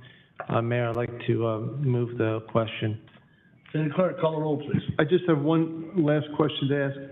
I still want Commissioner Good's question answered. I'd like the authenticity of the statement that they are the sole source provider for this equipment in Florida to be verified. So I'd like you to come back with that. Thanks. Okay, City Clerk, call the roll. Commissioner Good? No. Commissioner Castillo? Yes. Vice Mayor Schwartz? Yes. Commissioner Seipel? Yes. Mayor Ordus? Yes. Motion passes. Thank you. Mr. Mayor, just to be clear, the motion that was just approved is the motion to approve the recommendation. Correct. Is that not correct? That is correct. Item 21, Commissioner Seipel. Thank you, Mayor. Motion to approve the Wednesday, June 1, 2022 minutes of the board. Mr. Mayor, forgive me. Hold on. Just want to be clear, that was not a motion to table, that's the motion on the. No, I took it. The motion we passed was what we agreed on. That was what was brought up. The motion to table, the seconder removed his name. Right, and So the we clerk, were on and the clerk regular asked the question to motion. confirm that, and I could not, without the benefit of clarifying that on the record, which I just did for her benefit. Clarified? Um, You're the best. Nicely clarified, thank you. Commissioner Seipel. I'm sorry, Commissioner Seipel, forgive me. That's okay. Motion to approve the Wednesday, June 1, 2022 minutes of the board night workshop and regular commission meeting. Second by Commissioner Castillo. Go ahead, Commissioner Seipel. Okay, if you just go to page 3, I just want to really clarify something because it was really important to me. It said that I wished my husband Mark a 35th wedding anniversary, and actually it was 53, not 35. So for the record, I would like for that to be clarified. Oh, my God. Forever and forever. You know, it would have been gone and nobody would have known about it. I'm telling you, I'm telling you. All right, item 21, call the roll, please. We'll make the correction. Thank you. Commissioner Cyple, thank you. I All know right, it's hard, I know it's hard to believe, right? all right, we got that, with consent. All right, we are now on item, we want to do the, addendum, city attorney? Thank you, Mayor. If you will, addendums 1 and 2 have been added to the agenda at the back side of the consent agenda, but with your permission, I can read them both into the record. May I, Mayor? I'm having real trouble hearing tonight. I don't know what anybody else having? Yeah, I'm not hearing so well down Let me this just end. say something, folks. Please, let me interrupt. Every time we have a meeting, and I go to Russia, whatever it is, people say, you're mumbling, we can't hear you. And tonight, this has been happening. Can I just ask, as a mayor of this great city, to have somebody buy some equipment that our listeners can hear from it, and this dais can hear from it? I'm sorry, but I'm getting just a little annoyed that we have to keep saying that. We're not a small city. Come on, let's get some equipment that we can hear from. I'm sorry about that. Commissioner, City Attorney, go ahead. Addendum number 1 for the Mayor and Commission's benefit is an addendum item, motion to approve a new agreement between the City of Pembroke Pines Charter Schools and Schoolmint, that's SCHOLMINT Inc., formerly known as Firefly Digital Incorporated, for a 3-year period in the amount of $146,044.46 for the use of the Schoolmint Lottery and Student Enrollment Solution pursuant to Section 35.18 subsection C7H and Section 35.18 subsection C71 of the city's Code of Ordinances. That's item addendum 1. Thank you. Thank you. So moved. Moved by Commissioner Cyple. Second? Second. Second by Commissioner Castillo. Discussion. Yes. Commissioner Castillo, Why is this an addendum? City Manager. It was not ready at the time we published the agenda, and this is the end of the, this is the last meeting before the summer, and we needed to get this approved now. Okay. Commissioner Cyple? No, Mayor. Okay. All right, call the roll, please, at item 1, addendum 1. Commissioner Castillo? Yes. Commissioner Cyple? Yes. Commissioner Good? Yes. Vice Mayor Schwartz? Yes. Mayor Ordus? Yes. Motion passes.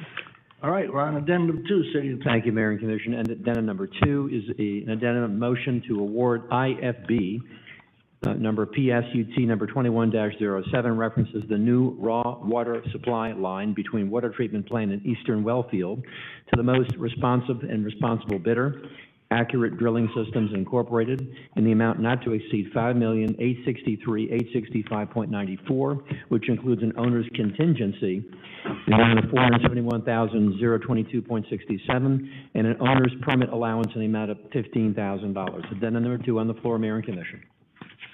Okay, is there a motion? Motion?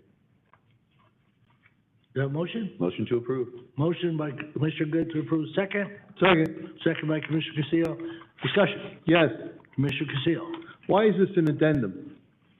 Once again, Commissioner, this was a very difficult item, and it needs to move forward due to potential price increases. Could not wait till August. Okay. All right, discussion? Hearing none, call the roll, City Clerk. Commissioner Good? Yes. Commissioner Castillo? Yes. Vice Mayor Schwartz? Yes. Commissioner Cyple? Yes. Mayor Ordus? Yes. Motion passes. Thank you. We're on item 27, please. Thank you, Mayor and Commission. If you will, item number 27 is a motion to adopt proposed ordinance number 2022-02 on second and final reading. It's a public hearing, Mayor, as you know. Proposed ordinance number 2022-02 is an ordinance of the City Commission of the City of Pembroke Pines, Florida, pertaining to the subject of zoning and land development, specifically amending Chapter 155 of the City of Pembroke Pines Code of Ordinances to update provisions and use table, correcting Scrivener errors and improving the clarity of the chapter, and facilitating their correct interpretation necessitated from the 2021 transition to the new Land Development Code, providing for conflict, providing for severability, providing for codification, and finally, providing for an effective date. Item number 27 on the floor for consideration, second reading. Thank you, Mayor. Thank you, City Attorney. Commissioner Cyples makes a motion. There's a second. Second. Second by Commissioner Castillo. Discussion. Public hearing, Mayor.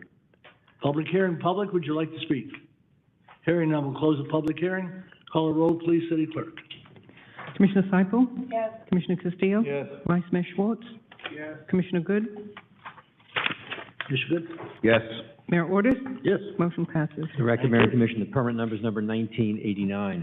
Thank you, sir. Item 28, please. Thank you, Mayor and Commission. Number 29, What? 28, if you will, is a motion to adopt proposed ordinance number 2022-03 on second and final reading, which includes a public hearing.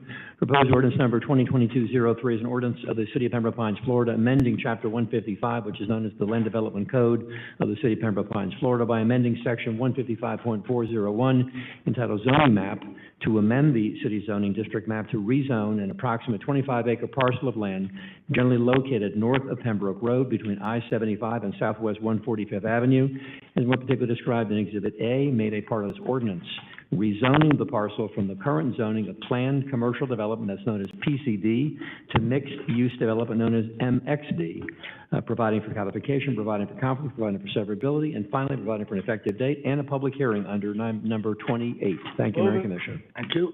Public want to speak on the item? Hearing none, so we move, Commissioner Castillo moves the motion. Is there a second? Second. Second by Commissioner Seifel. Discussion. Hearing none, call the roll, please, City Clerk. Commissioner Castillo? Yes. Commissioner Seifel? Yes. Commissioner Good? Yes. Vice Mayor Schwartz? Yes. Mayor Ordus? Yes. Motion passes. And the number for the record is number 1990. I just want to make one comment before we go on, just a quick comment.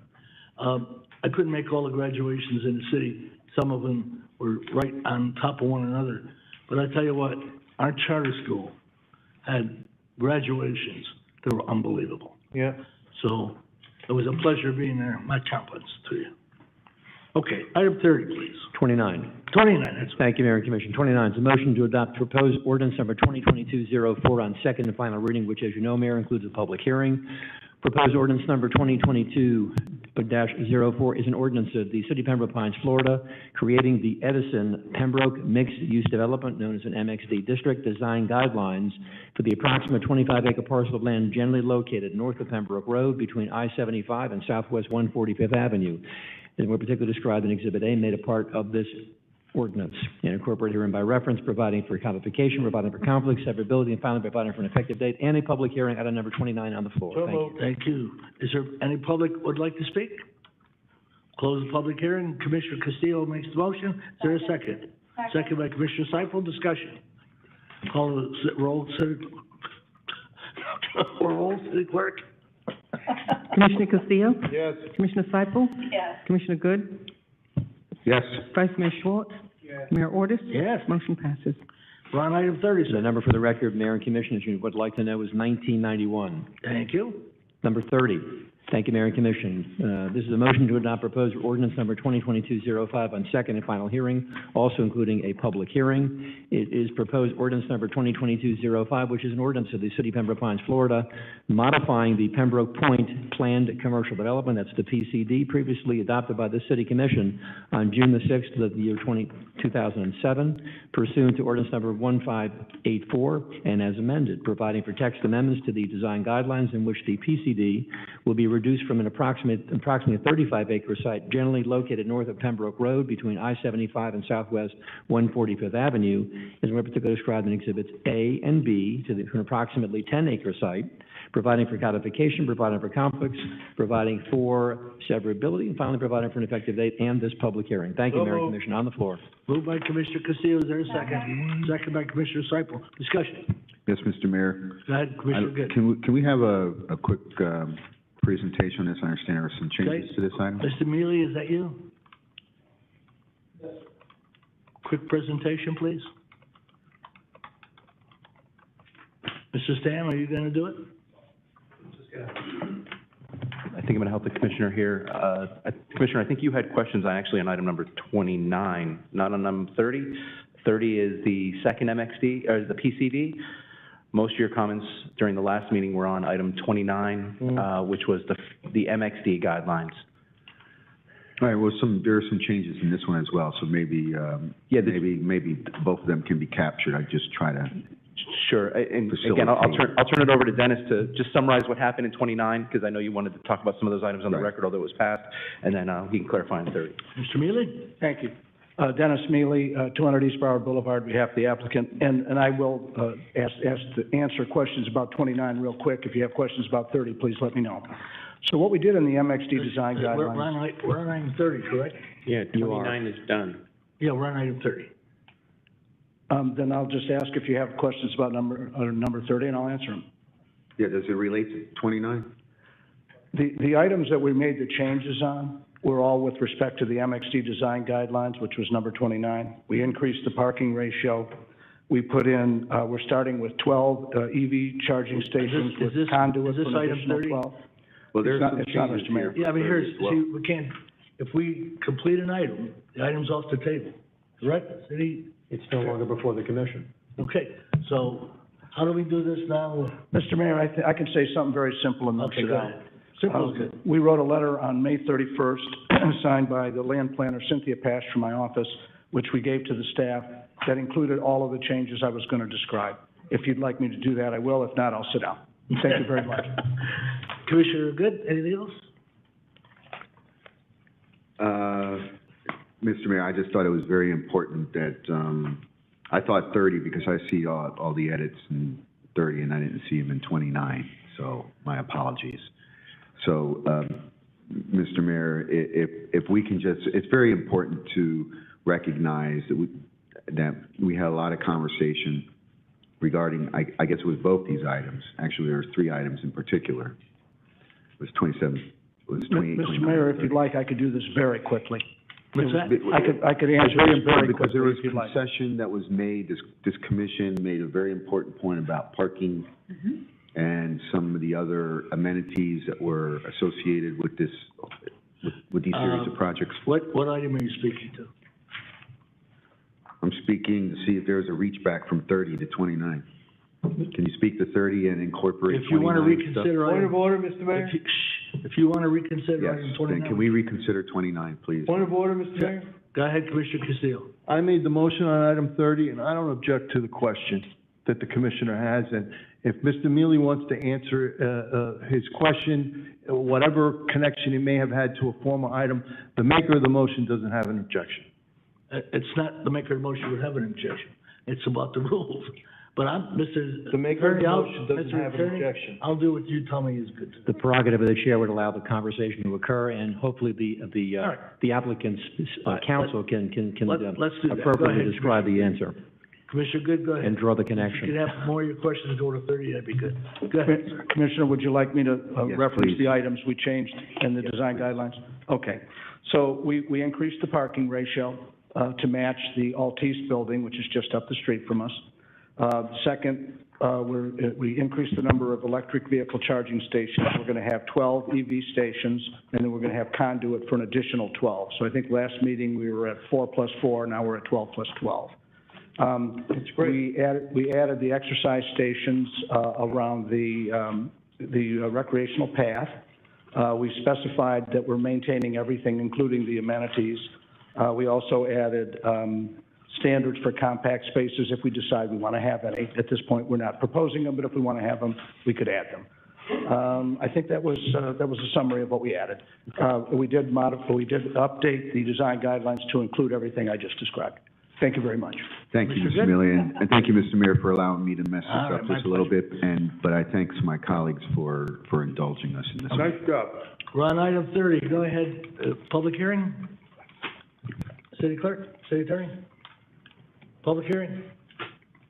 No public? No Mr. Mayor? public. No We're public. ready to vote. But you had asked. Was it a public hearing?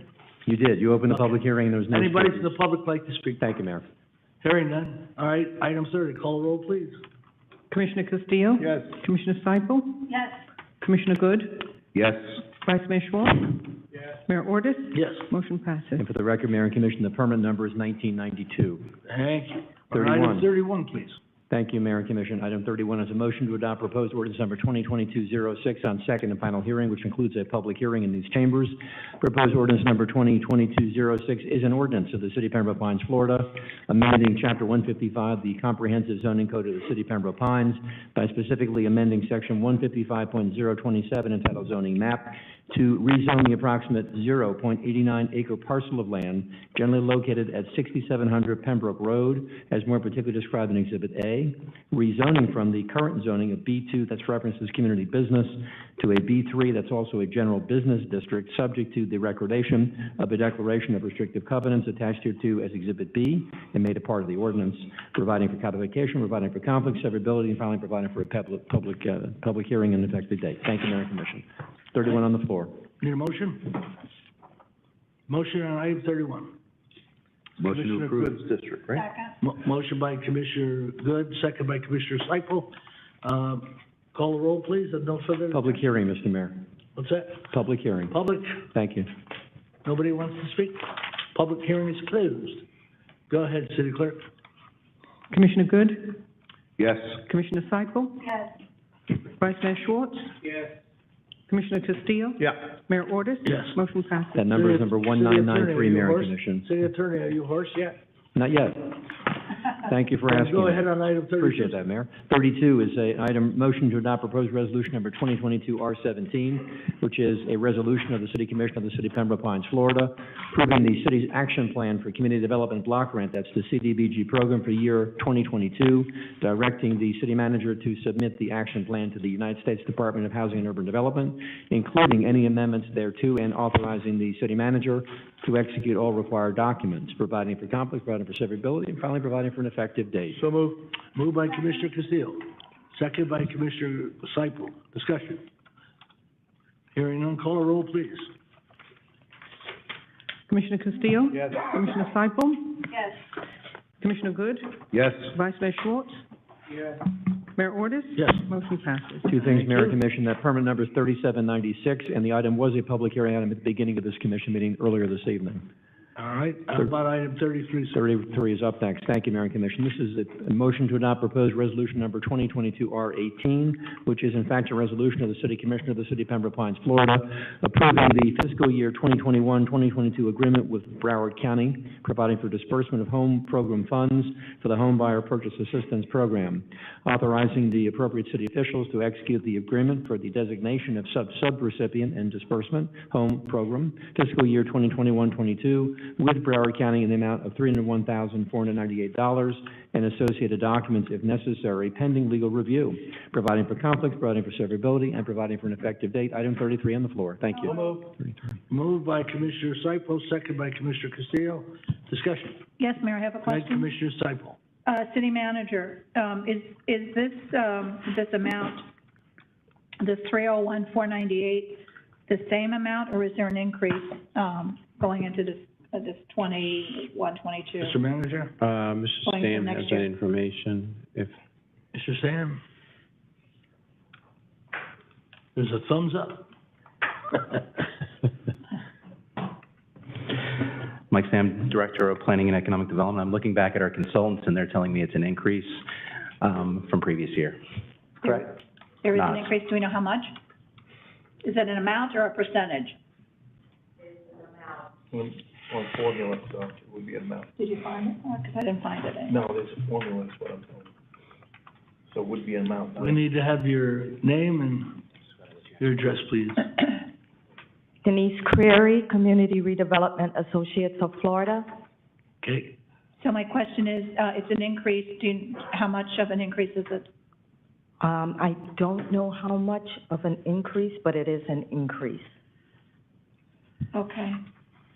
And it's a dollar amount increase, not a percentage? It's a dollar amount. It's a formula-driven program. Right, no, I get that, but. Yes, through Broward County. All right. But we don't know how much. Okay. All right, thank you. Further discussion. Call a roll, please. Commissioner Seipel? Yes. Commissioner Castillo? Yes. Commissioner Good? Yes. Vice Mayor Schwartz? Yes. Mayor Ordus? Yes. Motion passes. The permit Item number for the 34, record is please. number 3797, Mr. Mayor. All right. Item 34 Yes. is proposed resolution number 2022-R19, which is a resolution of the City Commission of the City of Pembroke Pines, Florida, approving the plat note amendment, that's the delegation request for the approximate 14.182 acre Pathways plat generally located south of Pines Boulevard and east of Douglas Road by amending the existing plat to allow for the development of a special residential facility, that's referenced as Category 3, consisting of 552 sleeping rooms, 276 dwelling unit equivalent, and restricted to low and moderate income as defined in the Broward County Land Development Plan, authorizing the city manager and the city administration to take any action necessary to implement the intent of this resolution, providing for conflict, severability, and providing for an effective date. Item 34 on the floor. Motion? So moved. Moved by Commissioner Cyple. Second. Second by Commissioner Castillo. Discussion. Hearing none, call a roll, please. Commissioner Cyple? Yes. Commissioner Castillo? Yes. Commissioner Good? Yes. Vice Mayor Schwartz? Mayor Ordus? Yes. Motion And that number for the record is 3798, Mayor. Next. Thank you. Item 35, please. Next up is number 35, is a motion to adopt proposed resolution number 2022-R20, which is a resolution of the City of Pembroke Pines, Florida, adopting the budget for the City of Pembroke Pines Charter Schools, sponsored by the School Board of Broward County, Florida, for the charter school fiscal year beginning on July 1 of 2022, in the amount of $62,334,60, providing for conflicts, providing for severability, and providing for an effective date. Item 36 on the floor. So moved. Okay, motion by 35, Commissioner excuse me, Cyple. There's a second. Second. Second by Commissioner Good. Discussion. Call a roll, please. Commissioner Cyple? Yes. Commissioner Good? Yes. Vice Mayor Schwartz? Commissioner Castillo? Yes. Mayor Ordus? Yes. Motion passes. You can That go to number work is now. 3799, Mr. Mayor. 36, Mayor? Go ahead, item 36. Thank you, Mayor and Commission. 36 is a motion to adopt proposed resolution number 2022-R21, which is a resolution of the City of Pembroke Pines, Florida, adopting the budget for the Pembroke Pines Florida State University Charter Elementary School for the charter school year beginning on July 1 of 2022 in the amount of $9,904,684 even, providing for a conflict, providing for severability, and providing for an effective date. Item 36 on the floor. Okay, need a motion? So moved. Moved by Commissioner Castillo, Second. Commissioner Cyple, second by Commissioner Good. Discussion. Call a roll, please. Commissioner Cyple? Yes. Commissioner Good? Yes. Commissioner Castillo? Yes. Vice Mayor Schwartz?